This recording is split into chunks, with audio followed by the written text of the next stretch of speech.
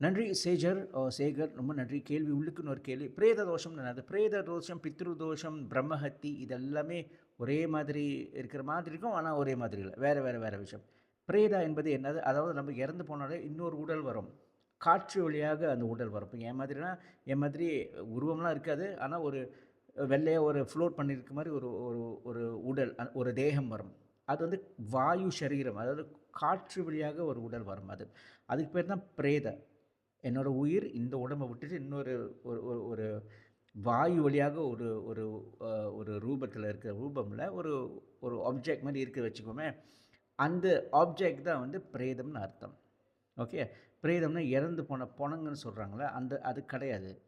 உயிர் வெளிய வந்து தனியா நிக்குதுல்ல, அதுதான் பிரேதம்னு அர்த்தம். பிரேத தோஷம் என்பது என்ன? பிரேத தோஷம் என்பது ஏதோ இறந்து போனவங்களுக்கு சரியா விஷயங்கள் பண்ணலனா, சரியா அவங்களுக்கு அந்த பேரியல் பண்ணலனா, இறுதிச் சடங்கு பண்ணலனா சரியா, இல்ல எங்கேயோ ஒரு சம்டைம்ஸ் காட்டுல காணாம போயிருவாங்க. இல்ல ஏதோ கடல்ல உழுந்து போயிருவாங்க. உங்களுக்கு அந்த இறுதிச் சடங்கு செய்ய முடியலனா, இது வந்து நம்மளுக்கு வந்து வீட்ல ஃபர்ஸ்ட் ஆஃப் ஆல் தீராத பிரச்சனைகள். பிரச்சனை மேல பிரச்சனை, கடன் பிரச்சனை, வீட்ல நிம்மதியில்லாத நிலை, சண்டை, சச்சரவு, திருமணம் பண்ணா குழந்தை பாக்கியம் பெறாத நிலையில இருக்குது. ஸோ மெனி திங்ஸ் வீட்ல உள்ள ஃப்ரிக்ஷன்ஸ் நெறையா இருக்கும். மன நிம்மதி இல்லாத விஷயம் நெறையவே இருக்கும். You won't get peace of mind இந்த பிரேத தோஷம் இருக்குது. Because you need to do something. சில பேர் வந்து பார்த்தீங்கன்னா, அந்த இறுதி சடங்குகள சரியா செய்ய மாட்டாங்க. பட்டு பட்டுன்னு செஞ்சு முடிச்சுருவாங்க. ரைட்? அந்த மாரிலாம் ரொம்ப மோசம். அது பிரேத தோஷத்துக்கு வந்து சேர்ந்துரும். இந்த மாரி நம்மளுக்கு கடுமையான பிரச்சனைகள். சில வீட்ல பார்த்தீங்கன்னா, துர்மரணங்கள். திடீர்னு இறந்து போயிருவாங்க. ம் in fact you good have scene it. ஒரு குடும்பத்தில பாருங்க, ஒருத்தங்க இறங்குனாங்கன்னா, ஒரே வருஷத்துக்குள்ள மறுபடியும் இன்னொரு ஆள் இறந்துருவாங்க. இட் குட் பி பிரேத தோஷம். சரியா பண்ணாதனால, அந்த தோஷம் அவங்களுக்கு வந்து சேரும். சில பேர் பார்த்தீங்கன்னா, சூசைட் பண்ணுவாங்க. இந்த மாரியும் இருக்குதான். ரைட்? இந்த மாரி நெறைய சிம்ப்டம்ஸ் இருக்கு. It's not easy to find out. எப்படி தான் கண்டுபிடிக்கிறது? அந்த மாரி கிடையாது. ஜோதிடம் offers very little insights in this. இதில வந்து எல்லாம் ஜோதிடமும் பார்க்கணும்.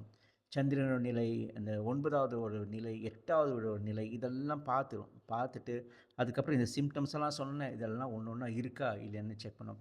சில பேர் வந்து இந்த வருஷம் திதி செய்ய மாட்டாங்க. ஸ்ரத்த காரியம் செய்வாங்க. ஸ்ரத்தம்னா என்னது? அதாவது இறந்து போனவங்களுக்கு உணவு குடுக்குறது தான் ஸ்ரத்தா அது. ஸோ எப்படி இந்த மகாலய தர்ப்பணம் பண்றது, இந்த பிண்ட தானம் பண்றது, வருஷத்துக்கு ஒரு வாட்டி திதி பண்றது, நம்ம அவங்களுக்கு we must give them food இல்லையா? ஸோ அதுவும் சில பேர் பண்ணாதனால இருக்கிறது. சில பேர் வந்து அந்த பேரியல் டைம்ல வந்து அந்த சாங்கியம் சரியா நடக்காது. மேபி அந்த பூசாரிக்கு செய்ய தெரியாத நிலையில இருக்கலாம்.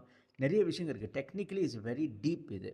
ஒரு ஆளுக்கு பிரேத தோஷம் இருக்கிறதுனா, இல்ல அந்த குடும்பத்துக்கே வந்து அண்டிருக்குன்னா, these are some of the symptoms. Also வீட்ல பார்த்தீங்கன்னா, ஒரு ஹெவியான நிலையில இருக்கும். மன நிம்மதி யாரோ நம்மள பார்க்குற மாரி இருக்கும். வச்ச இடம் சாவி வைப்பீங்க, நாளைக்கு பார்த்தீங்கன்னா, வேற இடத்துல இருக்கும் சாவி. இந்த மாரிலாம் இருந்துச்சுன்னா, பிரேத தோஷத்தோட அறிகுறி. So it's not easy. வெறும் ஜோதிடம் வழியாக கண்டுபிடிக்க முடியாது. யாராவது சொன்னாங்களா அந்த மாரி, அங்கலாம் நம்பாதீங்க. அதெல்லாம் சும்மா பொய். It's not easy.